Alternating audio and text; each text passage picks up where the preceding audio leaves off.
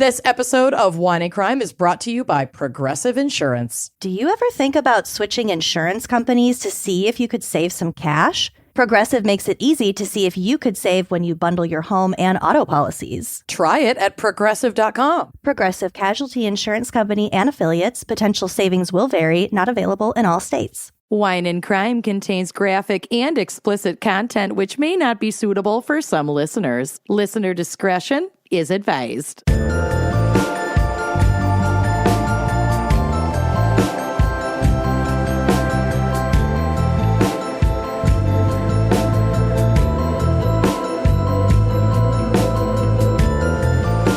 Listening to Wine and Crime, the podcast where two friends chug wine, chat true crime, and unleash their worst Minnesotan accents. We sure do. Oh my god, yeah, we do. My name is Amanda. My name is Lucy.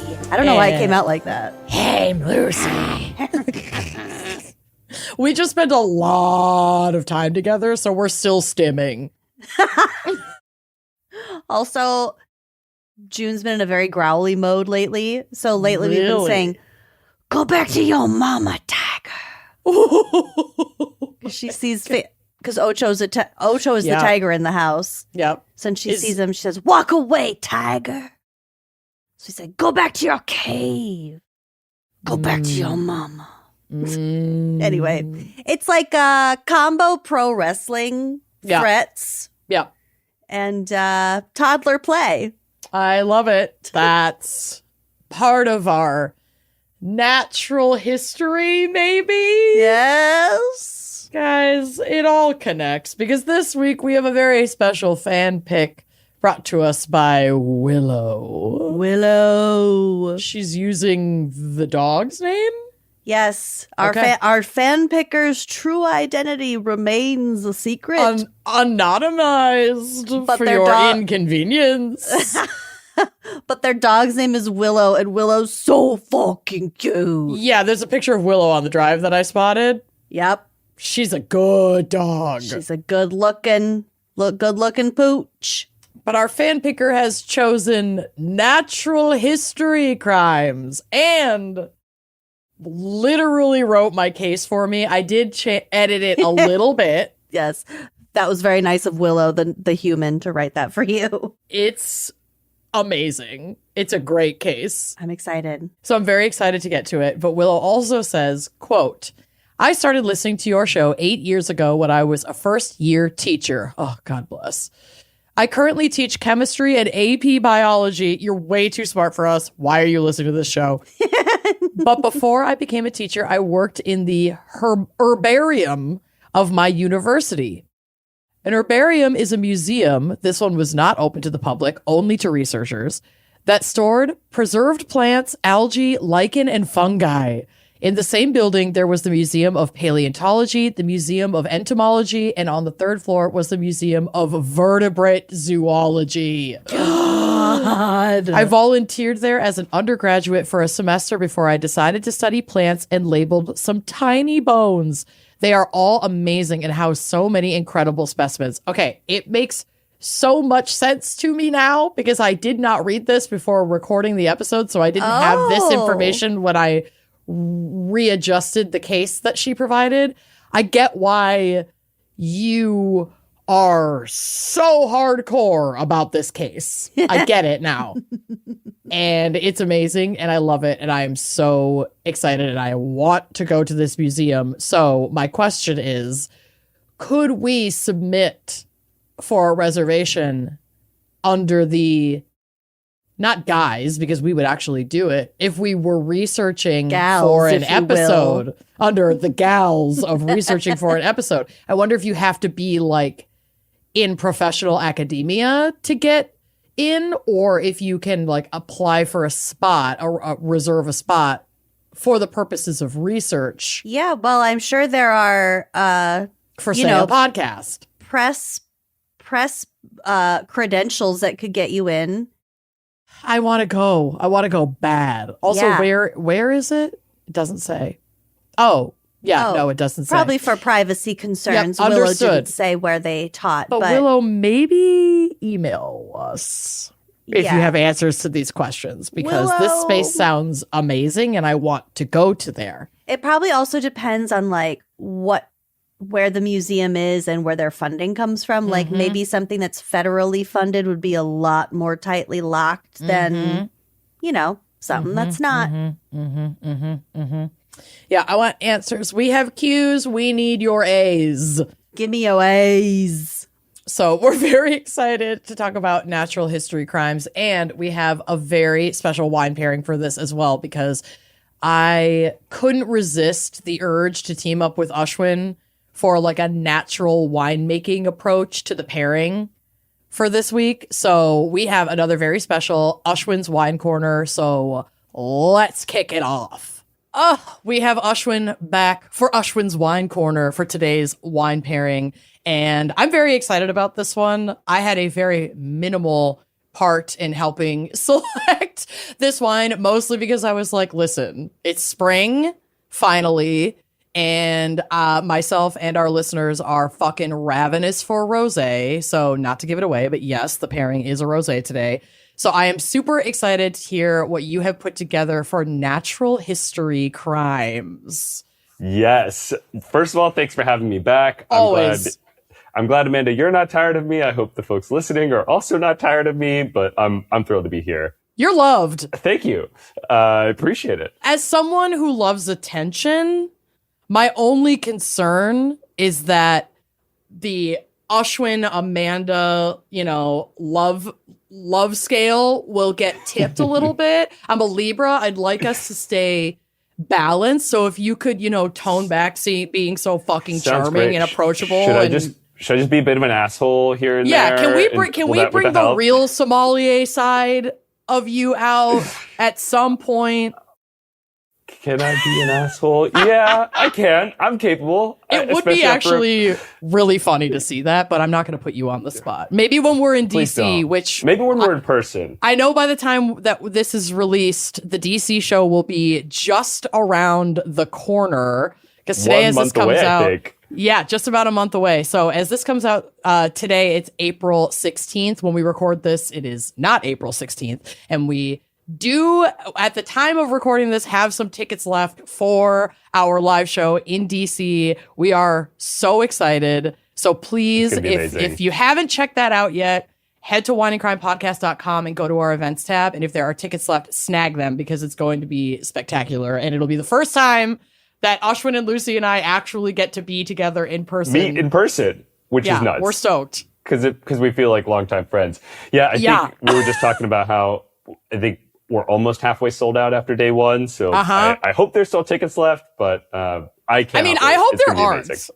I hope that by the time you're listening to this, the tickets are gone, personally. You're right. But if they are still there, snag them. If we wanted me to play the role of asshole, I probably should have said that. That's fine. This is just proving that I'm the asshole in this friendship. No. I'm proud. I'm proud to hold the line as the asshole. Okay. All right. Okay. So not asshole Ashwin. What do you have for us today for natural history crimes? So the pairing was Amanda, you inspired the pairing. So you were saying it's natural history crimes, and you had suggested natural fermentation, natural wine. And so we've got a field blend rosé from Somló in Hungary. And there's like, I don't even know which part to start with, because there's so many amazing things to talk about, each with Hungary, Somló, field blend, and rosé. I think we'll start with field blend. Okay. I don't know what any of that means, so bring it on. Cool. We'll break it down each piece by piece. So field blend is probably I think it's the most interesting part to talk about, because most wines that are blends, like 99% of the blends out there, are not field blends. So what does that mean? It means the grapes are harvested independently. So you'll harvest your Cabernet, you'll harvest your Merlot, you'll harvest your Syrah, you'll ferment them all separately. You'll basically make it all each into its own wine. And then towards the very end, you'll sit and you'll be like, I want this to taste like this. So I'm going to add a little bit more of that. I'm going to add a little bit less of this. And then you'll make a blend. And then that's what goes to the market. That's how most blends are made.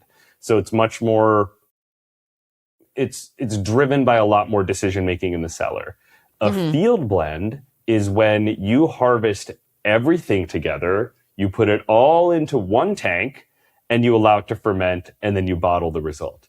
And what's Now here, really I've cool, always assumed that a blend was done that way. That X%, like, if it's like 50% Merlot, 50% Cabernet, whatever, that they're putting those grapes in the same tank. almost never. Almost never. That's wild. Yeah, because like it's riskier, right? So different grapes have different preferred method. They have different fermentation times. That makes a lot more sense. Temperatures, or one grape might do better after fermentation to go into barrels for a little bit, while another one would be better in stainless steel or in cement. And so winemakers that want more control will do everything individually. And then at the very end, you can be like, oh, the Merlot this year didn't ripen enough. And so we're actually going to use less of it. And you can kind of manufacture is a harsh word, but you can craft the wine very specifically to what you, the human being, the winemaker, want out of it. Field blends don't allow you to do that. So it requires a lot more trust. Damn.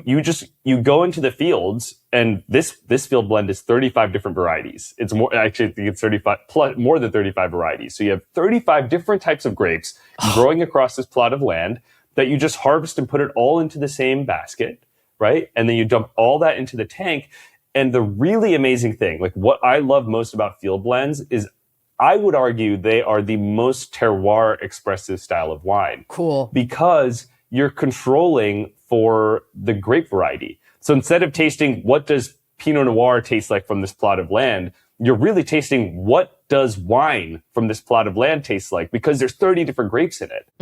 And so that's what a field blend is. All harvested together, all fermented together, and then all bottled together. Would you say that's more reminiscent of how winemaking like thousands of years ago would have been? Like we harvest what we have and we ferment it. And like the very 100%. Okay, that's really cool because I love wines like that where it's like I want to taste something that Hungarian winemakers were sipping 3,000 years ago. Like that's the shit that I get excited about. Totally, because if you think about it was probably only a few hundred years ago that we started to really understand the differences in like grape species. Right. And then it's only in the last 50 or 100 years where we understand it on a deeper genetic level, and which is a clone of which, and which two grapes crossbred to produce this other grape. But if we're rewinding, 1,000 years or more, grapes are grapes. Whatever grapes are growing around here, it's like, well, we're just going to grab them all and then we're just going to let it ferment. And then I would imagine some of that crossbreeding would just happen naturally in a blended field like that, where pollinators and things are just doing their thing and stuff is just growing. That's super cool. Yeah. So I'm obsessed with this. This wine is Olivier. I want to make sure I pronounce it correctly. The Central European languages befuddle me a little more than the Western European ones, but fair. I think it's Olivier Weingartner, and this is the Multiculti. Named that because there's so many different varieties that are going into it. The last couple things that I want to share, if it's all right. Somló is the smallest wine region in Hungary. It's really tiny. It just looks like this big hill. They talk about it in the region as like God's forgotten hat or something like that, because it almost looked like if God was, or God, if you believe in some sort of higher being or higher beings or whatever, sure. if their, gender neutral, their hat fell off and landed on Earth, it kind of looks like that. Because when you're driving from really far away, it's just this big, top hat looking hill that juts out that you can see from 50 miles away.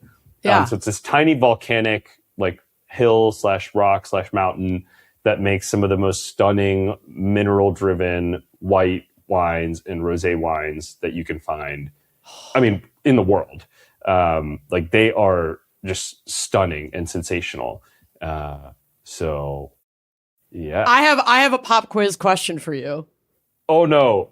I don't like quizzes. I have PTSD in school. Same.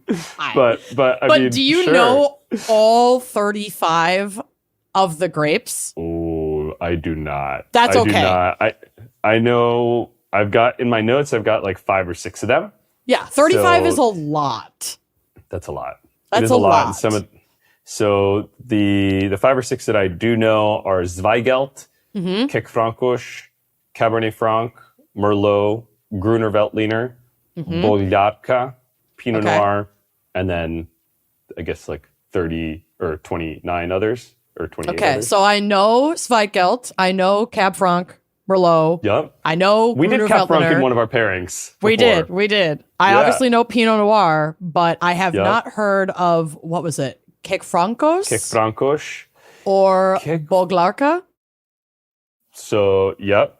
Good memory. How did you remember that? I'm cheating. I'm- I'm looking at the notes you sent me via text yesterday. Okay. All right. I was going to say, it's like, I'm having to pull up my phone and look at this, and I know I know these I'm lines, only so good at an open book quiz. That's my Amazing. secret. I'm always cheating I on should my have just tests. said that in school the whole time. It's like, I'm amazing at tests as long as I can As keep long my as it's open book. Yeah. Well, I guess nowadays kids would probably want open AI tests, but anyway. Oh, God. Don't get me started on AI. Yeah. We'll move on. So Bolgarka, I've actually never had before as a single varietal. So I don't know much about that grape. And then Kik Francos it's darker in color, but it feels a little bit lighter in body was what I remember of it, where it's like, it looks like it's going to be really deep and really rich. And then you taste it and you swish it around in your mouth and it's actually like quite light and chillable. So I don't actually know if you asked the question of what do they taste like. But the question is very open-ended. I'm just not familiar with either of those varietals. But one thing I did notice in this list that I feel like American rosé drinkers typically are rosé. A lot of our rosés here are Pinot Noir with other like lighter to more medium-bodied reds, and they get their rose color from the skins being off and them just not being fermented on the skins settling on the skins for as long. But this, like Gruner Veltliner, that's a white grape. So this actually does have a blend of like white and red. Yep. Which is very exciting to me because you don't usually come across rosés that are like that in the States. 100%. My tasting notes here, I've got the big smiley, strawberry, notes of raspberry, cream and creme fraiche. It's got some limestone minerality, lemon pith. It's a little bit chalky in texture, pomegranate seeds, and then some floral elements, lavender, chamomile. And yeah, I wrote like creamy, lovely, creamy. Fuck, that sounds so good. And I put an asterisk and said, make sure to swish this around in your mouth so you can feel the creaminess in the texture of the wine, which is really fun because like rosés tend not to have like textural complexity. They're usually very light, very people, crisp. Exactly. And that's great for like poolside or you're at the beach and you're just like, I don't really care. I'm not like here to like taste this wine. I'm just here to like enjoy this rosé while I'm doing something else. This wine is like, it's got depth to it. It's got depth. It's got story. And yeah, so if you do end up with this wine, like swish it around and it's creamy. And there is a way for you to get this wine. Yes. I don't know if now's the right time to talk about it. Please. I'm so excited to try this one. Cool. And I did just get a delivery yesterday, so I'm curious what's in there. I don't think this rosé is in that Not yet. box, but I know that this rosé is coming to me, and I am personally so excited to try it. By the time this episode airs, I think the wine will be at your house. I should have it. I should have it by then. And so Ashwin and their team have put together an opportunity for listeners. Basically what you're doing, and correct me if I'm wrong here, and then I'll let you take it away, is you're like curating Wine and Crime Gals boxes so that they're getting something exciting and unique, but then you're making sure they're getting wines that are coming in the upcoming pairings that we're doing together, which I'm super excited about because then we can all kind of drink them together, which I love. Exactly. So we've been working together for a few months now, and the idea was like, hey, what if listeners could drink what the gals are drinking, which is exactly what we want to do. And so the Wine Club, like we've talked about this before, these are small batch producers. Like a lot of them are making like 1,000 cases a year or something, like very, very small production. Very small. Like the average wine on a grocery store shelf, like they're making 1 million, like 500,000, 1 million cases. So we're talking like 1% of that production volume. But anyway, the wines are hard to find, but we're allocating 20 spots just for Wine and Crime listeners. If you go just to our website, the Wine Club is closed. But if you go to unpinnedwineclub.com/gals, You can sign up, and it's just for listeners. It's like a secret extra wine club that's just for the Wine Coven, which I'm obsessed with.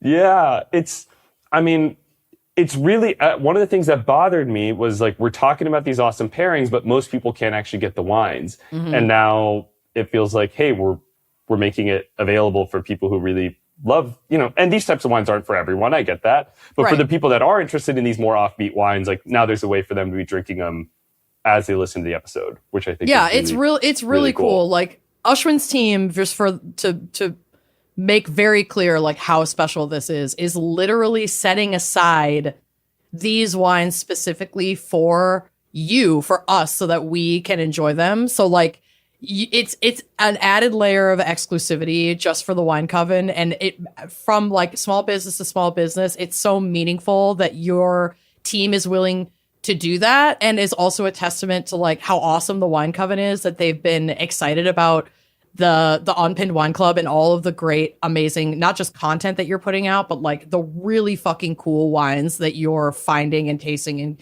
curating to give us access to is very special. So I just want to know how much we appreciate this partnership as a whole, but like this is a really exciting special offer, I guess we can call it. We don't know how long this will be running. I mean, as long as we keep it running, but like as long as we can, it's super cool. And I know I talked about this last week, but I have another little dinner tonight, and I was so excited that the Unpinned wines arrived, because my friend, who we have family dinner with almost every week, has been pregnant for what feels like 1,000 years, and they finally welcomed their beautiful baby.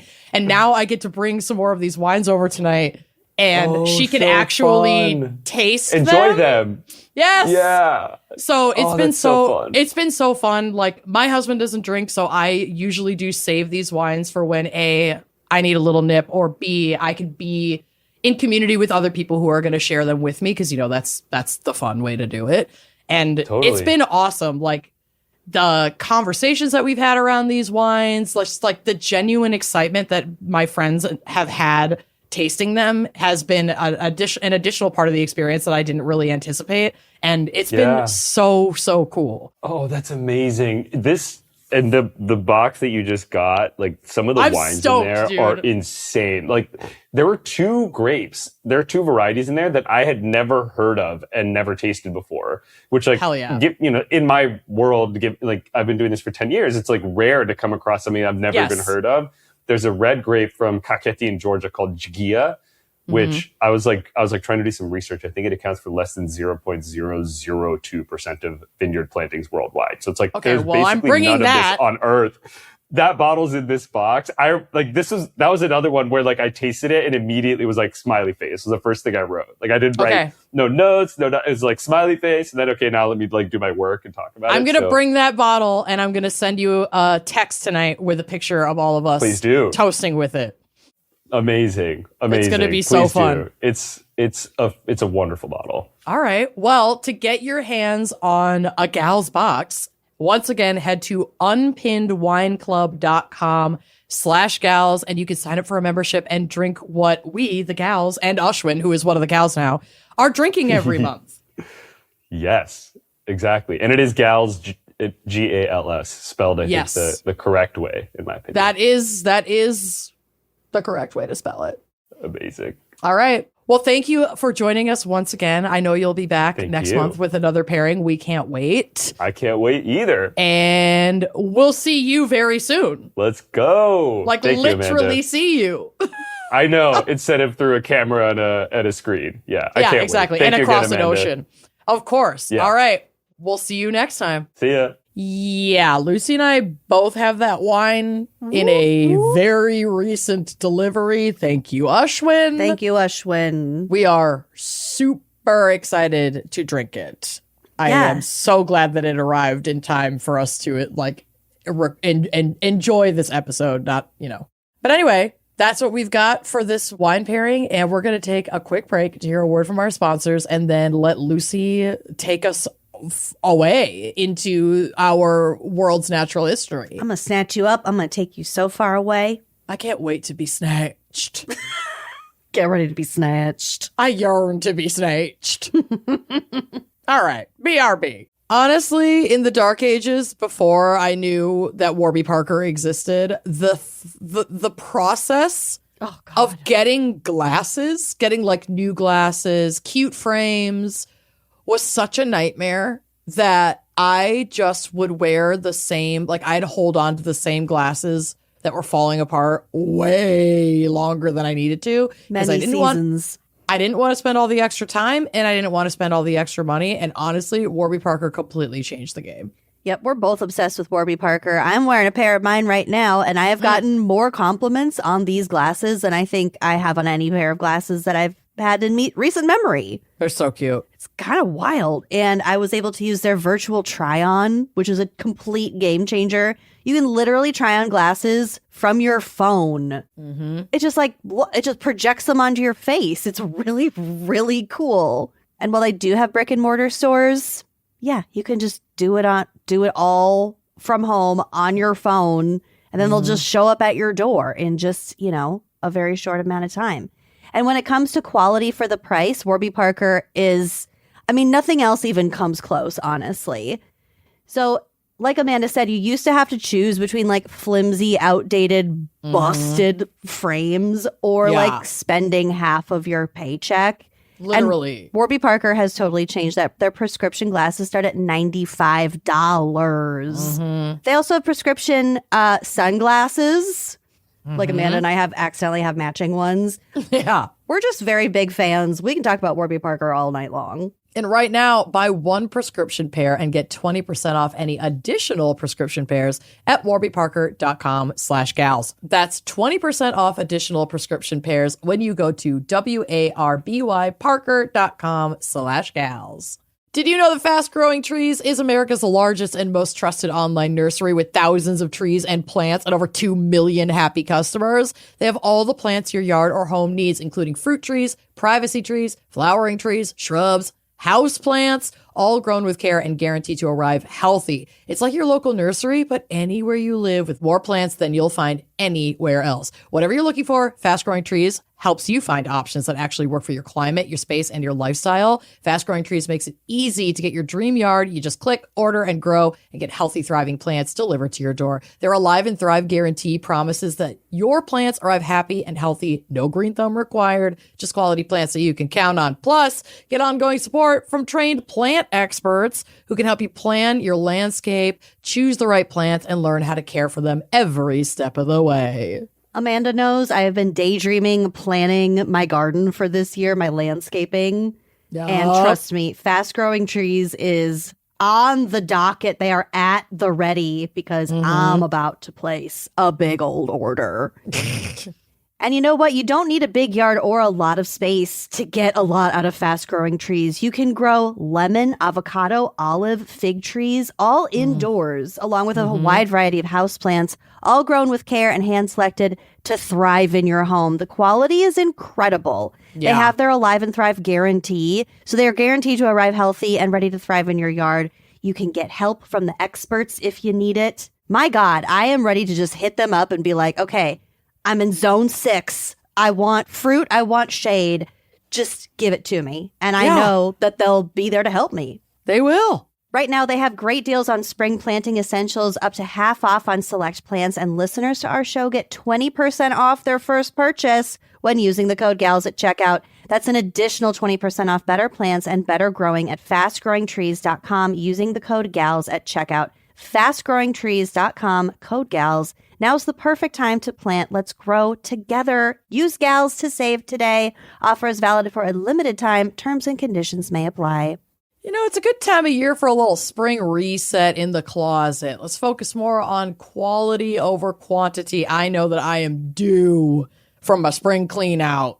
A lot of stuff has piled up since last year. And just building a wardrobe of pieces that are well-made, versatile, and easy to reach for every day can change your entire routine. And this is why I keep coming back to Quince. The fabrics feel elevated, the fits are thoughtful, and the pricing actually makes sense. I'm wearing a pair of Quince jeans right now. I just got myself a pair of their barrel leg denim. It's so cute. They're so cute. I have a 3-pack bundle of tanks in my cart ready to check out. Quince makes beautiful everyday pieces using premium materials like 100% European linen, organic cotton, and super soft denim with styles starting around $50, like very affordable.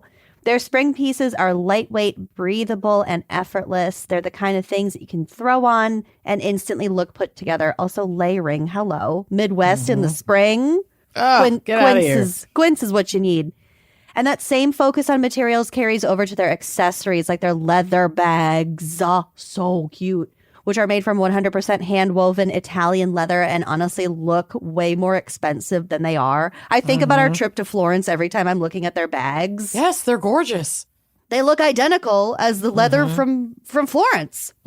Quince works directly with ethical factories and cuts out the middleman, so you're paying for quality, not that brand markup. Refresh your spring wardrobe with Quince. Go to quince.com/wine for free shipping and 365-day returns. Now available in Canada too. Go to quince.com/wine for free shipping and 365-day returns. That's quince.com/wine. Spring is an excellent time to simplify because your schedule is about to get nuts, honey. My weekends are already slipping away. Between work, workouts, school stuff, just trying to have your life together, dinner just does not need to be another stressor because ButcherBox delivers premium staples straight to your door so your meals feel intentional, nourishing, and consistent even when everything else is just all over the place. Y'all, ButcherBox is the best. It's also just like opened up my comfort zone with preparing different meats. Because they just have so many amazing options that A, I already know I'm going to feel good about, and B, I know they're going to send me some recipes and tips to go along with. So I'm talking 100% grass-fed beef, free-range organic chicken, crate-free pork, wild-caught seafood, all of which is responsibly raised and thoughtfully sourced, so you're not guessing about where your meat is coming from. For over a decade, ButcherBox has led the industry with meat and seafood that is antibiotic-free, hormone-free, and independently verified. Because when it comes to fueling your body, quality is not extra, it's everything. You want clean, whole protein, which means better support for strength, metabolism, and that steady all-day energy that we are all chasing. And whether you're dialing in your nutrition this spring, maybe you're fueling your workouts, maybe you just have like a million things to do looking down the barrel of spring and summer. Maybe you have a family with a lot of opinions over what is going to look good for dinner. ButcherBox really has you covered. They offer fully customizable plans that fit your routine, your goals, and your schedule. It shows up when you need it. So healthy eating is the easy choice and not the exhausting one. And when you actually like open the fridge and take a look, you're like, oh, that's right. I've got all this amazing ButcherBox stuff as a staple. And they even have chicken nuggets. Yes. Which are so good. So if you do have picky eaters in your house, like there's still great stuff that is going to be available on the ButcherBox menu and that you can add to your order so that you're making everybody happy. And I can't tell you how many times I have been standing in front of the fridge like a wasteland, and then I open the freezer and it's like, oh yeah, I've got this meat from ButcherBox and I have some pasta and I have this. Like I can really throw together a really delicious meal in a pinch if I need to because of ButcherBox. As an exclusive offer, new listeners can get their choice between chicken breast or top sirloin for a year or ground beef for life. Plus $20 off when you go to butcherbox.com/wine. That's right. Your choice of chicken breast or top sirloin for a year or ground beef for life. Plus $20 off your first box and free shipping always. That's butcherbox.com/wine. Don't forget to use our link so they know we sent you.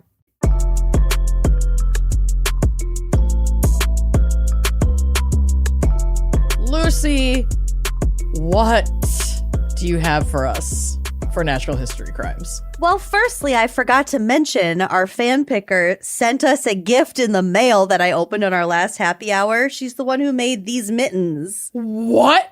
Yeah. Oh my God. Please know, Willow, I wore those all weekend I told her. Buffalo. Yeah. They've So- been to Niagara Falls. If you can't tell, they're really cute little mittens with like a little star, little pattern on one side. And then on the outside, there's just a middle finger. Middle finger up. Oh, they're so cute. I'm obsessed. Yeah. Amazing. I'm so glad to know that. I forgot what the name of the, she had the name of the pattern. Like the pattern. Yeah, here, I found it. The pattern is called Angry Mittens. Yes. Yeah, she knit them herself. Yeah, and yours, the black, are 100% alpaca from a local farm where she lives. Oh my God, girl, they were so soft. They're so warm. I look at the actually stationery. preheated them. Oh, so cute. I preheated them and then let Lucy borrow them on Dingus Day because her hands were so cold. But weren't they so soft? Yeah. Yeah, they they're felt amazing. so good. They brought my fingers back to life. So thank you, Willow, again for the mitts. Yes, thank you so much. Incredible. Speaking of random, well, this is less random, but last week I got an email from a PR rep, like an author's rep. Oh, yeah. You get all those emails. I immediately put any books. I kick them to you. Yep. Well, granted, this was just last week, but they did send me a PDF of the book. It is by an author named Matthew Campbell, and he wrote a book called The Man Who Stole the Gods. Oh. And it's coming out in June of this year. It's not out yet. I started reading just the first little, the front part, the foreword. Yeah. And it opens with two guys who were former soldiers of the Khmer Rouge in Cambodia.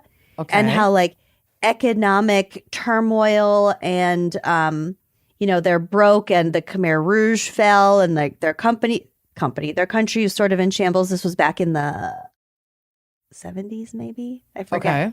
Okay. Anyway, they're stealing artifacts from these big temples that are buried in the jungle. Mm-hmm. And they're being bought by, millionaires in London, and one ends up in the MoMA in New York, and it just kind of shows the course of artifact trafficking. Yeah. How it happens, where it happens, why, that kind of stuff. That case that Hobby Lobby. Yes. Or the case with the frickin' Mormons or whatever that were. The frickin' Mormons. That were sending money to ISIS. Yeah, they were laundering ISIS to open their money. Bible museum with precious artifacts from Jesus's time. Fucking Y'all, the Holy Land. The industry of artifact and art smuggling and the black market for it is nuts. Yeah. Rich people are crazy. Crazy. And it'll just be something as oh, that's aesthetically pleasing to me. Oh, girl. And I know that it's valuable. So, yeah, I'll take that. I'll pay millions of dollars for that. My whole case is basically the douchebaggery of that in one specific form. Amazing. That you will be titillated by. I actually think I know what case you're going to cover, and I cannot wait to hear it. If it's the same one, it's This American Life. Of course I've heard it. Yeah, okay. That's okay. It is. I haven't heard it in many years. Okay. But yeah, this book, The Man Who Stole the Gods, it's not exactly on par with the natural history museums explicitly, but there is a lot of overlap, particularly in North and Latin America, where natural history and more anthropological leaning museums kind of blend together. Yeah, keep an eye out for that book. I'm really excited to read the rest of the PDF, and thank you for sending that over to his PR rep. That's awesome. So a natural history museum or a natural science museum is a museum that is concerned with the natural world. So their collections may contain specimens of birds, mammals, insects, plants, rocks, minerals, fossils, and they may include current and historical records of animals, plants, fungi, ecosystems, geology, paleontology, climatology. The list goes on. It's anything that you can think of that potentially relates to the natural world. If you've never been to a natural history museum, it's basically like stepping inside of an entire world that is your dream curiosities cabinet. But it is our world. Yes, it's the most stunning taxidermy you'll ever see in your fucking life. It's some of them have fucking dinosaurs and mammoths and all kinds of crazy shit. But like the birds, remember when we went to the Natural History Museum in Chicago? Oh my God. I forgot about that one. I could have spent 5 days straight in there. Yeah. It was so cool. So cool. So if you don't skip an opportunity to go. Never. Mm-mm. I forgot we went to the one in Chicago. Yeah. I was just thinking about a couple summers. The summer that I was pregnant, we went to the one in New York City. And I have some pictures. I went back on my phone. That's why I was sending you guys all those random pictures earlier, because I was going back to July of 2023. God bless. So I threw some of those on the drive, but I have that huge blue whale in the big room of the just the marine biology room. Yeah, I know. I wish I had. Oh my God. I wish I had joined you. Yeah, that's okay. I went in fucked there. up. I went in there by myself. My mom and my aunt were just waiting for me outside. You had the best time. I could have spent hours in that room. I know. I felt so stoned. I was not at all, obviously, but it was just like obviously. What do you mean? Obviously, it's legal in New York. I was pregnant. Oh, caring for my fetus. That's right. You were pregnant. I was like, no judgment, but that was the choice that I made. No, fair enough. That's fair. That's fair. Study women more. Jesus Christ. Yeah.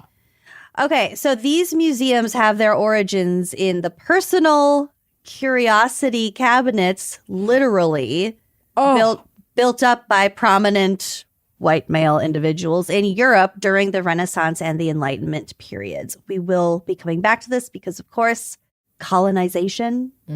Specimens from the natural world were also included in some of the earliest museums. So the Ashmolean Museum at Oxford. Wow. Anytime you say something at Oxford, you know it's kind of a big deal and super old. So that one was actually, let's see, when was that one built? That one opened in 1683. That's a bit ago. And that's not even the oldest one. There's arguably the oldest one is in like Finland or something. Damn. But then we have the British Museum in London, which we will also be circling back to. And also the National Museum of Natural History in Paris. Oh, that's a really big one. I got to go to that. Early natural history museums offered limited accessibility because they were generally just the private collections or the holdings of scientific societies like the Royal Society in the UK, which we'll also get back to. My God. I swear I like looked at so much about the natural history museums. And I saw so many interesting pictures and so many fun facts, but like it all kind of boils down to the same thing. Yeah. You know? Oh, and it's so white. We'll get, again, racism. We'll get to it, of course. So again, that Ashmolean Museum that opened in 1683 was the first natural history museum to grant admission to the general public. Wow. Okay. That makes sense. Yeah. And I think that wasn't until later, but yeah, they were normally just facilities for rich people in these societies to go check out periodically. But it was like collecting and inventorying.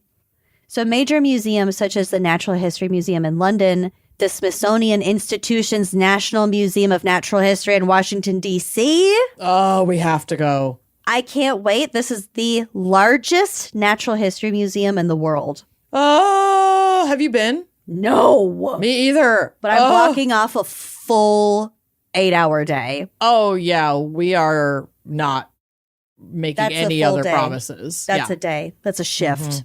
And the American Museum of Natural History in New York City, again, photos on the drive, had enormous comparative collections from the natural world, including the type specimens from which species have been named. So like the original. The first, discovery specimens.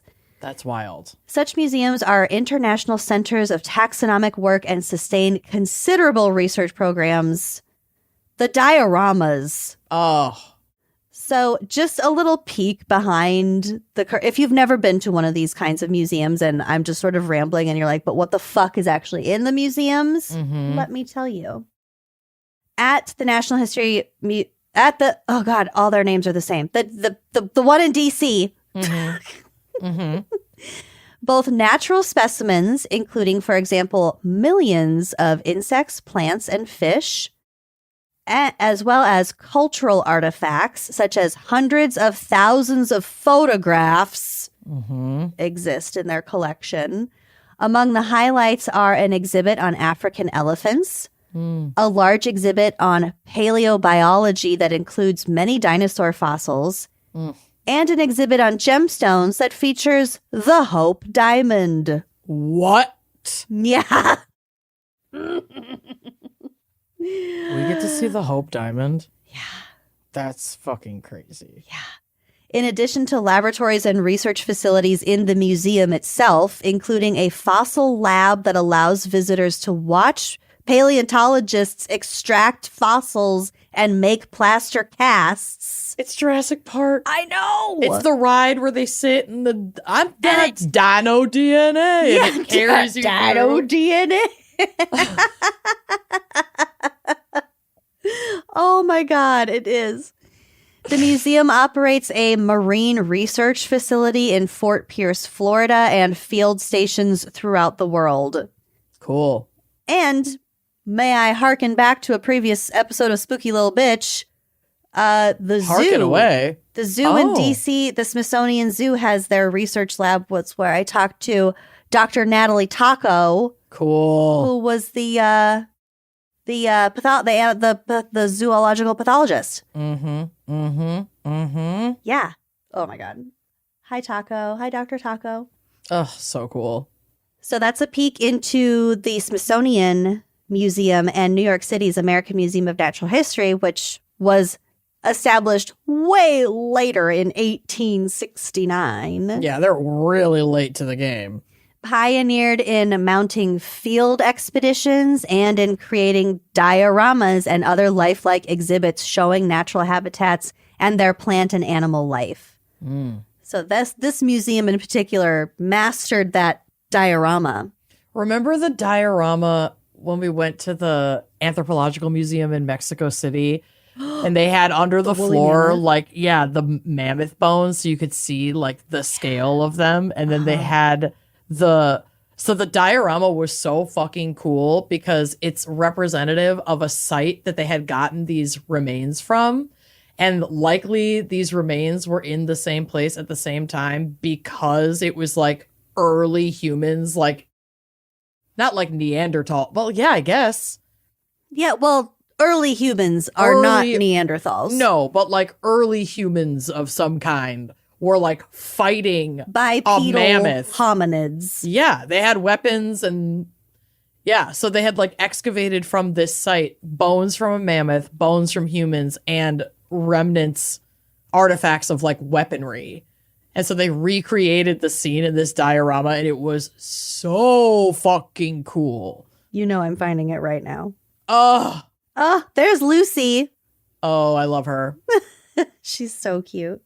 The museum's collections of research specimens number more than 30 million specimens, and its collection of fossils and of insects are among the largest in the world. Yeah, they teeny tiny bones and then insect parts and each individual thing is a specimen, so that number obviously is wild, but you go into the bug area and you've got 1 million specimens in one freaking room, and what's on display is not even everything they have of because a lot of these museums have, I think this is what they were calling a twin space or a double space, where they have a completely separate building or at least a separate section of a building. That's the private stuff. That's where the researchers go, and that's where they can store stuff. But everything is labeled so meticulously. I started reading this article and then I got overwhelmed about their labeling process and how everything just has to remain consistent. like numeration and naming conventions and Yeah, it's like a whole like Dewey Decimal System. It's very that are specific. hundreds of years old in some cases. They have to these have everything specimens. cataloged uniformly. That's crazy. Oh yeah. Yeah. Also the worm wall at the one in New York. Oh, I'd be cool I not think I put hanging that out on at the the drive. worm wall ish. It was just like, oh my God, it was so fucking cool. So cool. Its exhibits of fossil dinosaurs and mammals are particularly impressive. The museum conducts research in anthropology, astronomy, entomology, herpetology, reptiles, ichthyology. What's ichthyology? Birds? No, that's ornithology. Ichthyology is fish. Oh. Invertebrates, mammalogy, mineralogy, ornithology, and vertebrate paleontology. Sick.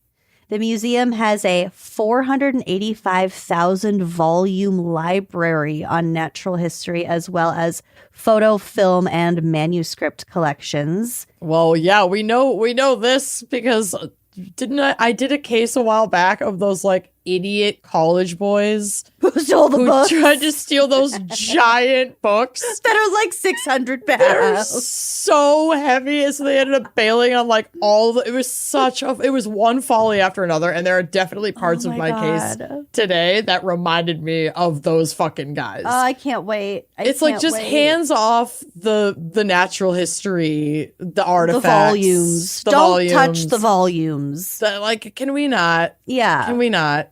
Yeah. They should be available to everyone to enjoy for free. Digitize the volumes. And taken care of by researchers committed to the preservation of our natural history and not fucked with by anybody else. But yeah. Please and thank you. Is that too much to ask? I don't think Good so. Lord. Obviously not necessarily under the system we have now where so much of it is literally fucking stolen by the Brits. And We'll get to it. We'll Yeah. get to it, baby. We'll get to it. Okay, the museum also conducts a wide range of educational activities for the public and publishes the monthly magazine Natural History, Big Naturals. Big Naturals. Big Naturals Monthly. It's not porn, you guys. You need to start your own natural history magazine called Big Naturals Monthly. Well, when we were in Niagara Falls, we were I would talking subscribe about so fucking fast to that.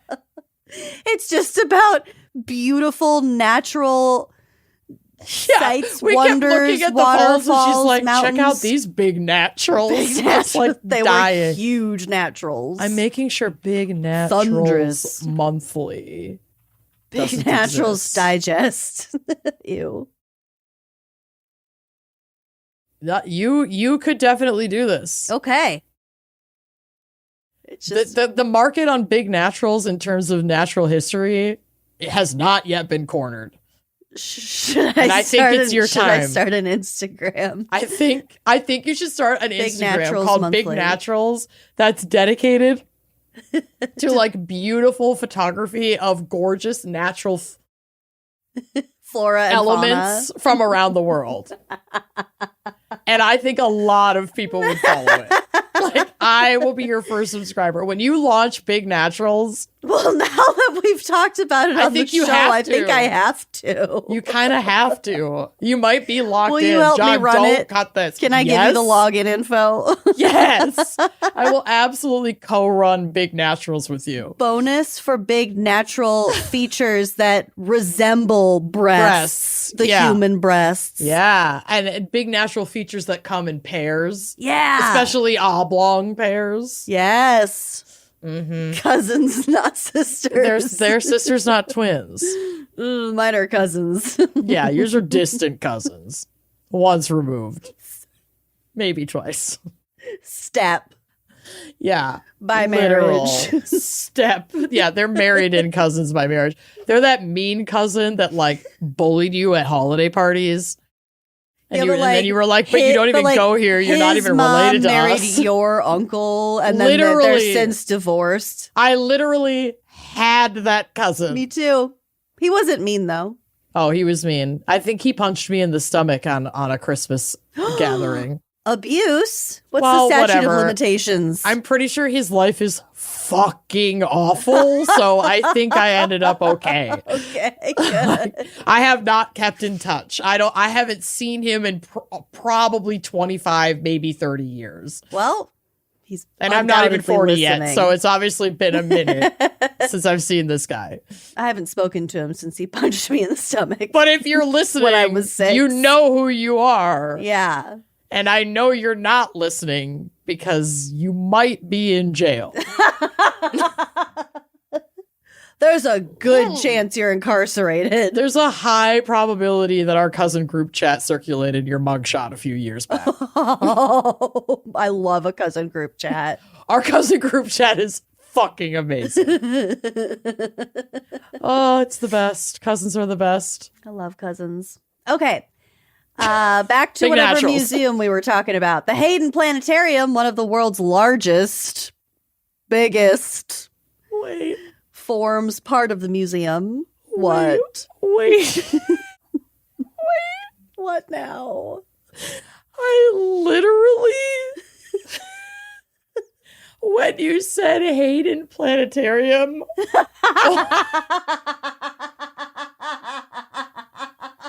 That's Hayden Panettiere.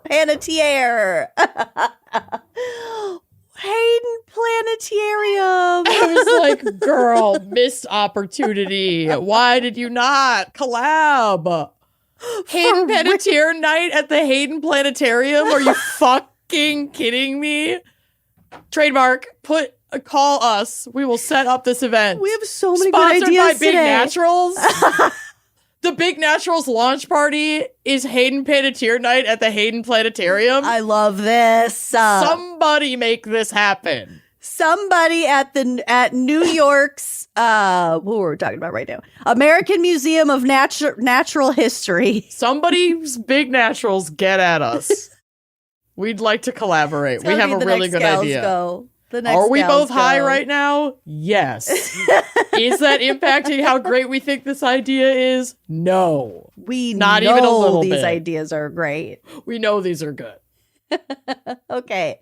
So the Hayden Planetarium has a 10,000 volume library on astronomy and a 75-foot diameter sky theater Yes. on which to project whatever movie Hayden Panettiere is in. Yes, every season of Nashville.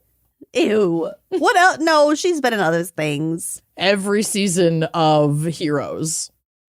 Has she only been on TV? No, she was in one of the Step Up movies, I think. Okay. We might have jumped the gun on the Hayden No, Planetarium. this is a really good idea. Nashville's a really popular show. Was. Shut up. I didn't watch it. Shut up. Shut up. Save up. the cheerleader, save the world. Sure. So let's go back to the history a little bit. Okay. These museums, as I said, started out as the curio cabinets and basically just got a sort of a half a boost up to be called a museum. They started out very raw. Mm-hmm. So the Natural History Museum did not exist as a typical museum prior to the 18th century.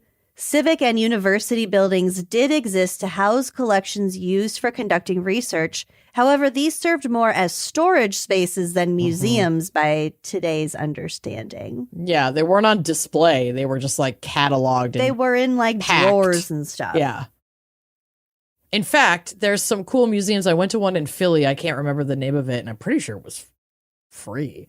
But it's basically this. It's like somebody's private, old, like some long deceased, like private natural history collection. Cool. And it's just drawers with the glass tops that you pull. It's a massive space that's just packed with fossils and stones, and it was Ooh, I love really that. cool. Yeah, it was awesome. I need to make a custom built-in for my curiosity cabinet. It is overflowing. Yeah, it is. It pains me to consider that I might have to get rid of some things. You need to go to the Container Store and ask them to design you a custom curiosities closet. It's I have the I most don't need exciting project for you yet. a very small closet. Mm-hmm. for dead things. Yes. That's how I'm going to open up to them. All kept artifacts were displayed to the public as catalogs of research findings and served mostly as an archive of scientific knowledge. These spaces housed as many artifacts as would fit and offered little description or interpretation for the visitors. So they basically just kind of walked through and they were like, oh, there's what looks to be a rat in a jar. Cool. Yeah. And nothing else. Mm-hmm. Kept organisms were typically arranged in their taxonomic systems and displayed alongside similar organisms. So they were organized in that way, but again, it wasn't very friendly to the average person. Mm-hmm. Museums did not think of the possibility of diverse audiences, instead adopting the view of an expert as the standard. Basically, if you were interested in coming here, you already kind of know what you're doing. They didn't think that people would go see that for entertainment or just for curiosity. That's wild. The mid-18th century saw an increased interest in the scientific world by the middle-class bourgeoisie, who now had greater time for leisure activities, physical mobility, and educational opportunities than in previous eras. People weren't in factories all day. Right. They could have a Sunday afternoon to go do something. Mm-hmm. Other forms of science consumption, such as the zoo, had already grown in popularity. So the people were hungry for more science. Yep. Now the Natural History Museum is a new space for public interaction with the natural world. Museums began to change the way they exhibited their artifacts, hiring various forms of curators. God, my dream job. Oh, yeah. That would be amazing. To refine their displays. Additionally, they adopted new approaches to designing exhibits, and these new ways of organizing would support the learning of the lay audience. Cool. And then, so that's like how they kind of developed, but we cannot talk about really any kind of museum without talking about colonialism. So, like, let's not kid ourselves. Primarily, these museums are in wealthy countries, and they are collecting and displaying and profiting off of exotic artifacts and organisms from other countries. And I can fully appreciate why these collections were made in the first place. God knows. Look at my fucking cabinet. And you know, science, there is a scientific interest in and a benefit to, studying these things and learning about them and applying them and, for scientific knowledge. That said, the way in which an awful lot of these things were collected and studied were very problematic and exploitative. And when that isn't addressed, that is where things fester and become systemic. And so that's what we're going to talk about a little bit. Yeah. So collecting by, quote, gift, purchase, or expedition left a lot of room for the means in which items have been curated. Ah, okay. So to illustrate, I will tell you the story of Hans Sloane. Okay. Sir Hans Sloane. He was born in 1660. He was an Anglo-Irish physician, naturalist, and collector. Big naturalist. He had a collection of, by the end of his life, he had a collection of 71,000 items, which he bequeathed to the British nation, thus providing the foundation of the British Museum, the British Library, and the Natural History Museum in London. The London Museum of Big Naturals. Yep, Big Natchies in London. The Hard Rock Cafe's Big Natchies London. Will be private when Trump finally privatizes all of these systems fully. Then we'll really be able to unlock some good collabs. Kid Rock's Big Naturals. Yish. Texas Smokehouse and Museum. Oh my God. I would fully fuck with Texas Smokehouse and Museum though. Yum. Yum. Don't touch. Get a napkin. Yeah. Note that his travels began in the late 17th century, like right around the time that European colonization or colonialism was really ramping up, and the transatlantic slave trade was beginning. So lots going on there. He was elected to the Royal Society in 1685. So the Royal Society is that like Science club, rich people science club. Rich people science club. That's exactly what it is. Oh, I wish. In 1687, he became a fellow of the College of Physicians, and the same year went to Jamaica aboard the HMS Assistance as the personal physician to the new governor of Jamaica, a guy named the second Duke of Albemarle. But that guy died in Jamaica like a few months later, so some private physician you are. But that Behind the Bastards episode that we both listened to about the awful slave owner guy, they talked about how like Jamaica was a huge stop and plantation area on the transatlantic slave trade, but that like basically they had people there was so much disease. Yeah, because all these fucking white folks were bringing over all these new diseases and people were dying off, and then they were not prepared for the diseases on the island, so they were all dying off like fucking crazy. So it does not surprise me at all. Like they talked a lot about how like accepting one of those jobs, your life expectancy would go to about a year, like kind of regardless of what position you held. On the island. I'm not surprised he died either. I just think it's funny that this Sloan guy was brought over as his personal doctor. I mean, they must have paid him well because the risk was really high for him to accept that job. Well, whether they paid him well or not, and after that guy's death, he continued to work as a physician on slave plantations like throughout the Caribbean.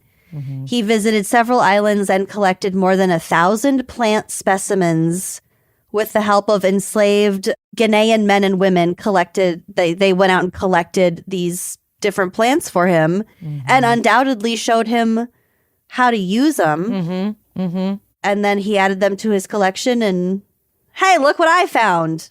You know?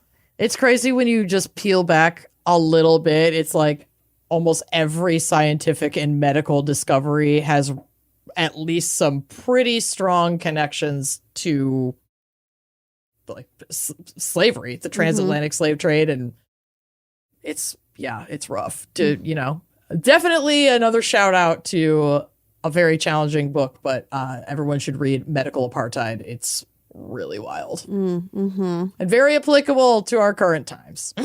And our Uncorked Book Club just finished. We're finishing up reading Everything is Tuberculosis, and that has a heavy dose of racism in how we treat and view tuberculosis too. He also obtained large supplies of cacao and Peruvian bark, which he later extracted quinine from. So he kind of discovered that. He didn't discover it. Well, but like he's credited with that. No, but he is credited, falsely, mind you, with being the first to invent chocolate milk. Okay, fuck you. Yeah, right? Absolutely not. So he would use that quinine to treat eye ailments, eyeball shit. So while he was over there, Sloan noted about 800 new species of plants, quote unquote new. He also married a wealthy heiress to a sugar plantation in Jamaica, so you know what that means. So further enriching himself on the backs of enslaved people. Returning to London, he then used his power, wealth, and influence to send fellow surgeons, physicians, doctors who want to go and become naturalists like he was able to do. He would send them out on slave ships to like these remote outposts to obtain specimens from those places. He also used his money to invest in various slave trading companies, such as Royal African and South Sea companies. After his death in 1753, Sloane's extensive herbarium was bought by the British Museum. It contained specimens from as far afield as Jamaica, North America, Western Africa, and Southern Asia. This material eventually became one of the foundations of the Natural History Museum's collection, as I said. So, yes, it's cool that these things were organized, collected, cataloged, studied, so that we have a record of a whole bunch of things in one place. Of course, that's beneficial. But like I said, not acknowledging the ways in which and the people who contributed to this whole project, it wasn't just this guy by any means. In fact, this guy could not have done any of this without slave labor, enslaving people. So Western institutions have a very bad habit of whitewashing their problematic and colonial histories, which perpetuates structural racism by avoiding teaching these ties between science, racism, and colonial power, because those really were the three tiers that came together that, you know, resulted in these museums. Yeah. And do you think that this guy would have discovered the medicinal purpose of that plant for like eye treatments if it weren't for the enslaved indigenous people of those areas? I mean, I can't showing say that, him. I can't say that for a fact, but I would really I bet my life on it. Yeah. And if not that one example, then here are 10,000 other examples. Exactly. So decolonizing a learning institution such as a museum, I think will take, first of all, a lot of honesty, and second of all, a lot of innovation. Like we mentioned earlier, the volumes, like digitize the volumes to give other people access to this and not keep it behind, you know, you have to go to the city, you have to pay this admission, you have to have the time to walk around, the leisure to, you know, soak it in. What if it looked a little bit different? There's no reason why we can't share knowledge and information in the year of our Lord 2026 while at the same time honoring and acknowledging where these specimens and artifacts and knowledge came from. So Miranda Lowe, principal curator of crustaceans at London's Natural History Museum. Cool job. And co-author of a paper on colonialism published in the Journal of Natural Science Collections, not Journal of Big Naturals. Big Naturals. Says, quote, the UK and natural history museums have to accept that we profited off the back of slavery. There is nothing we can do about the past, but it is the acknowledgement of that and what that then means to people of color if natural history museums accept that they have collections built on the slave trade that matters. It's being open about this history and acknowledging it as an institution, because still there are people who think that things are being hidden and that we're not telling the truth. So in 2020, the British Museum removed the bust of Sir Hans Sloane. Good. Because he did have his bust right there. Yeah. Hartwig Fisher, amazing name, the institution's director, revealed the likeness of Sir Hans Sloane has been placed in a secure cabinet alongside artifacts explaining his work in the context of the British Empire. He says, quote, we have pushed him off the pedestal. We must not hide anything. Healing is knowledge. And that is my segment. No, I think that was a really smart move not to just like store the statue away or destroy it. Like Annabelle, lock it away. Right. But like give it an honest and like a space of reverence for the harm that man caused.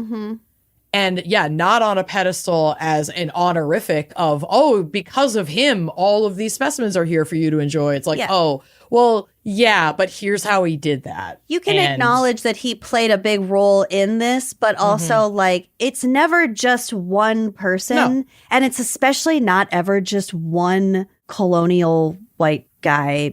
No. Slave plantation guy. Definitely not.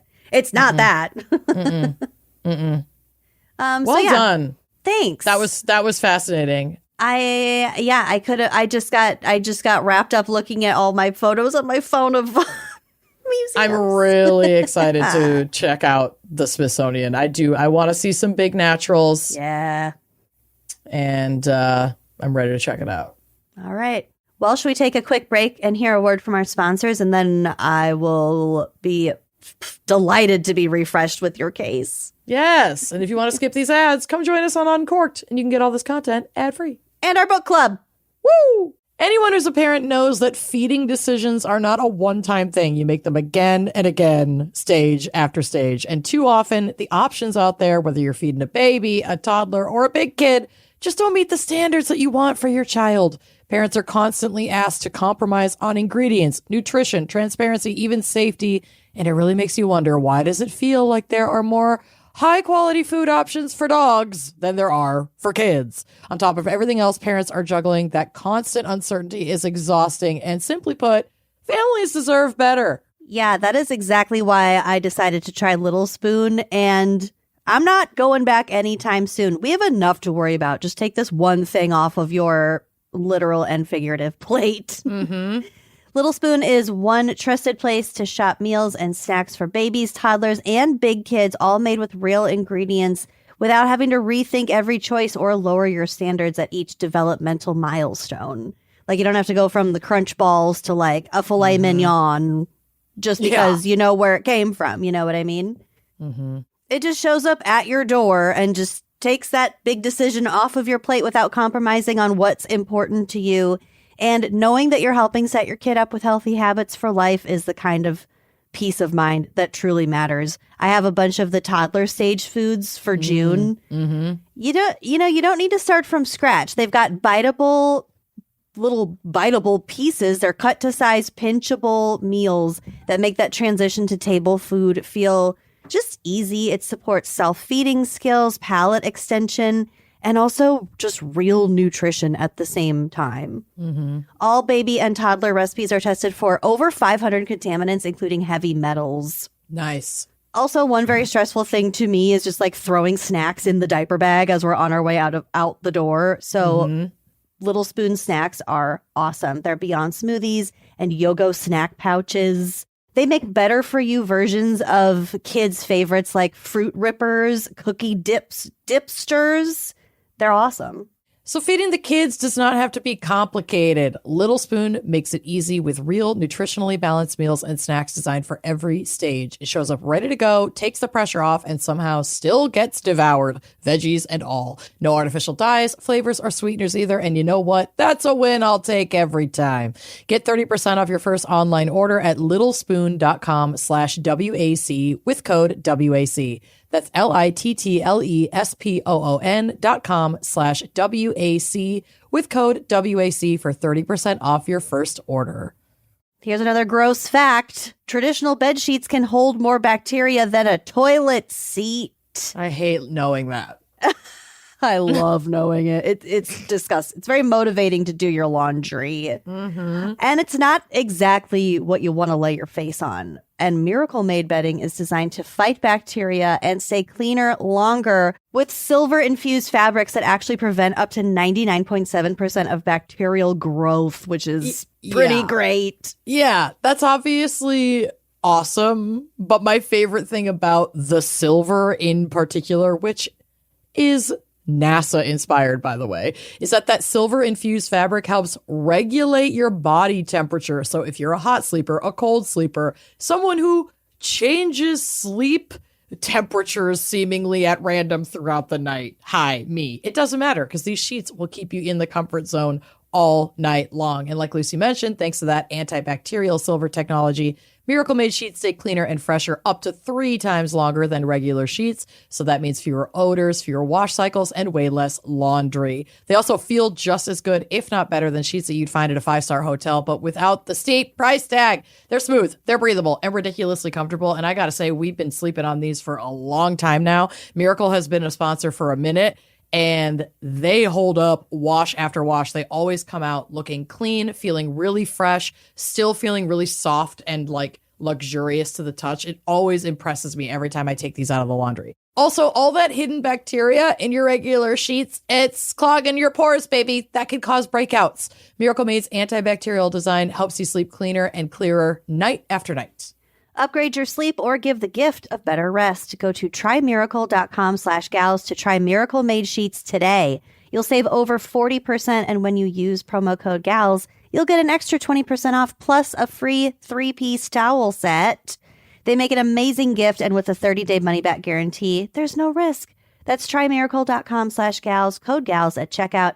And thanks to Miracle Made for sponsoring this episode.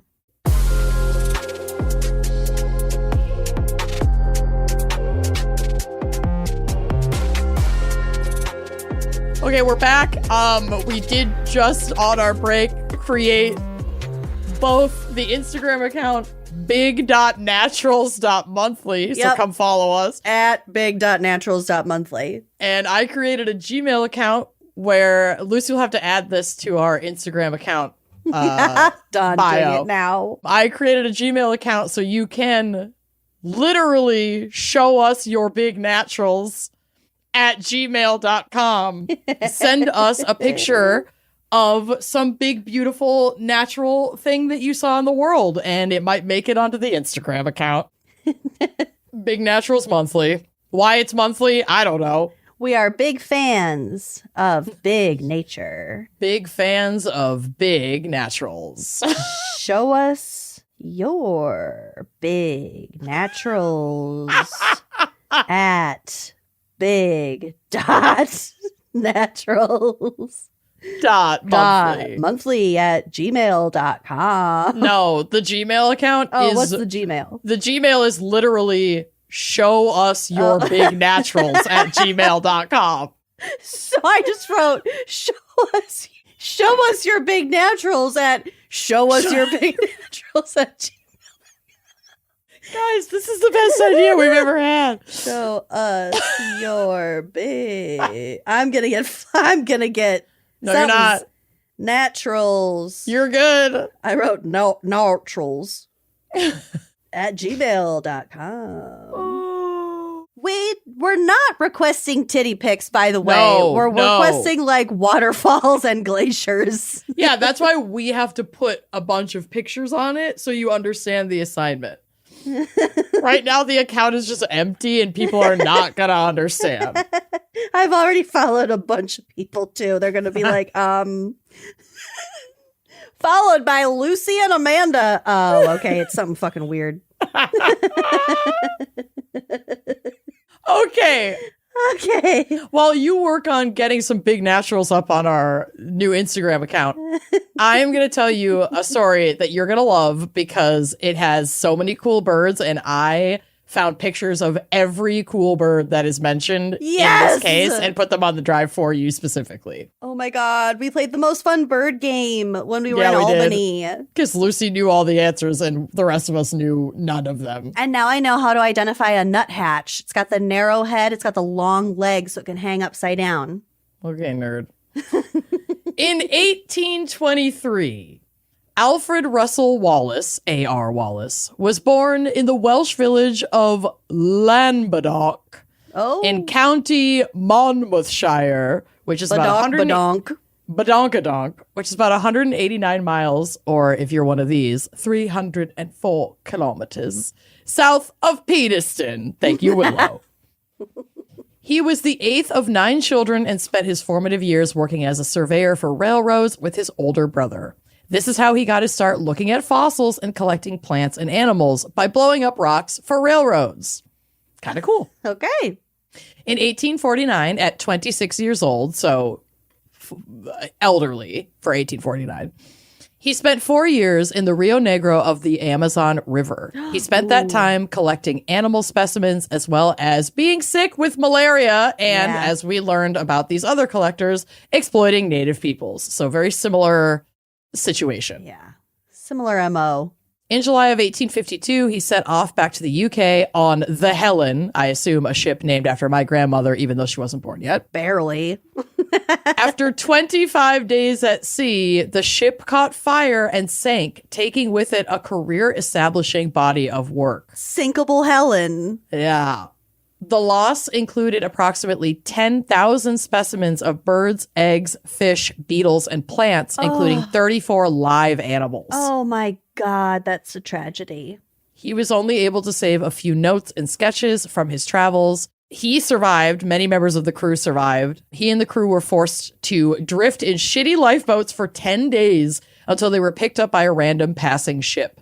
They eventually got back to England in October of 1852, again with like the notes and now the drive to have another expedition to basically rebuild everything that had been lost. So in 1854, at 31, Wallace went on an expedition to the Malay archipelago in Southeast Asia. He employed a Malay boy to assist him. The boy's name was Ali, who did a lot of work on preserving specimens and capturing animals. Many of the birds were preserved using arsenic on their skin, which was an unfortunate standard at the time. Oh. Wallace was super obsessed with the bird of paradise. Who wouldn't be? They're amazing. The bird or the flower? The bird. Wow. Western society had loved these birds since Magellan brought a few back for the King of Spain. Those birds had no feet because that was how they preserved them at the time. Then a man named Carl Linnaeus, the guy who decided to give everything two names. Linnaeus. Two names. Binomial nomenclature, meaning Homo sapien, or she provided me with examples that I can barely pronounce. Xeramphalina campanella. Sounds like a pasta. Willow's personal favorite, Spongiforma squarepantsy, which is indeed a newer species of fungi named for the cartoon sponge, and there is a picture of it on the drive. Oh my God. Your favorite. Oh my God. Lucy loves SpongeBob. I hate SpongeBob. The thing looks like some cereal. Mm-hmm. The actual specimen. It's cute. The sponge is cute. She's pink. So this Carl Linnaeus guy is obviously a big deal in biology. He first named the species of birds of paradise. These are just kind of fun facts. Paradisaea apoda, meaning the footless bird of paradise, but obviously the footless part got dropped because, oops, they actually do have feet. It's just the first specimens he saw didn't have feet because that was how they had been preserved. Oh. So he thought just the bird didn't have any feet. Carl. Or just sticks coming out of its stumps. I don't know. About 5 years into this expedition that Wallace is on again, during a malaria-induced fever hallucination, Wallace used the birds of paradise to model and develop a theory of evolution.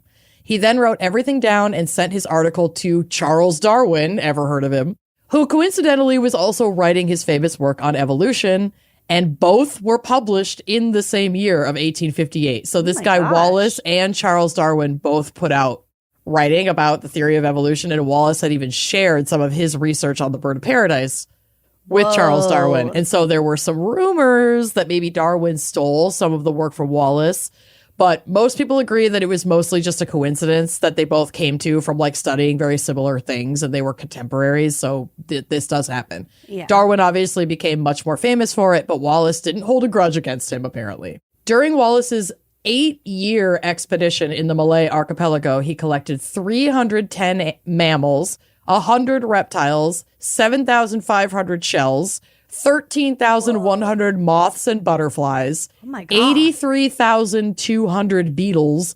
13,400 other insects, and 8,050 birds, most of which were sold to the British Museum, and some went to private collectors. 83,000 beetles. Yep. Whoa, he was a beetle guy. Mm-hmm. Mm-hmm. That's crazy. Almost all of Wallace's collections were housed at the British Museum until World War II, when they were transferred to the museum at Tring. All of this background is to establish how important these specimens are. And now we're going to jump ahead in time to when the crime took place. So, like, basically, the people's, places, and things that were exploited to acquire these specimens in the first place.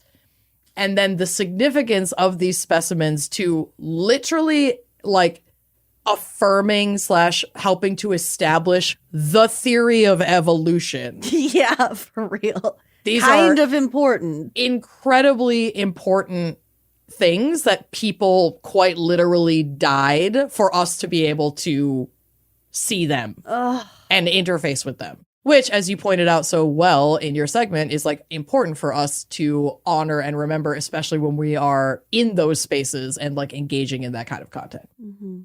So in 1988, a young boy, a child is born, and his name is Edwin Rist, and we hate him. Oh. He was born in Manhattan, New And York. we hate this baby boy. We hate this baby. We hate this baby. This baby's a little chud. He was 10 when his family moved to North Claverick, New York. He mostly enjoyed staying inside, playing the flute, and spending time with his younger brother, Anton. Nerd. Edwin and Anton. Rich boys from Manhattan. Very pale. Never went outside. Never went outside. Basement boys. Couple of basement boys up in here. Basement bros.